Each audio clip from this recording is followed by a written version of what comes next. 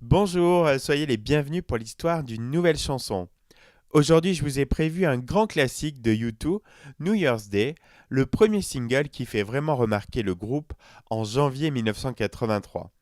C'est le premier extrait de l'album culte War et l'un des plus connus avec Sunday Bloody Sunday.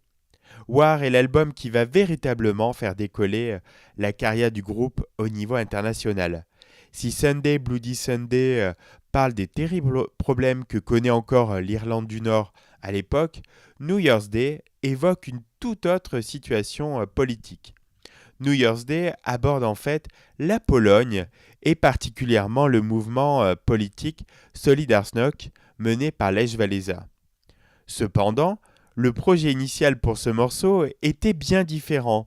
En effet, Bono et le groupe avaient tout d'abord commencé à travailler sur une chanson d'amour qui s'est par la suite transformée en véritable pamphlet politique. Pour rappel, en 1980, le mouvement Solidarność, une fédération de syndicats polonais, s'oppose au régime de la République populaire de Pologne. On est encore à ce moment-là en plein régime communiste.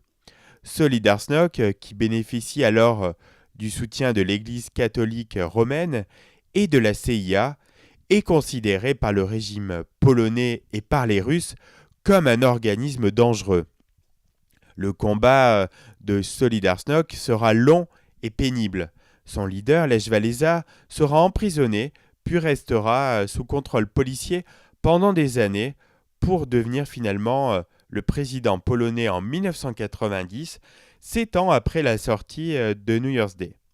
Bel hommage donc de Bono à Lech Walesa et à son mouvement pour la paix.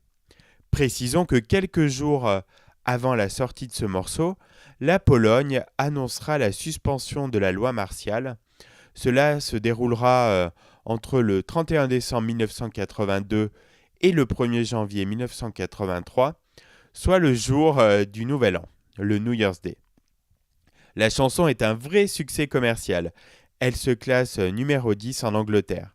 C'est le premier single de U2 à entrer dans les charts américains du top 100 de Billboard.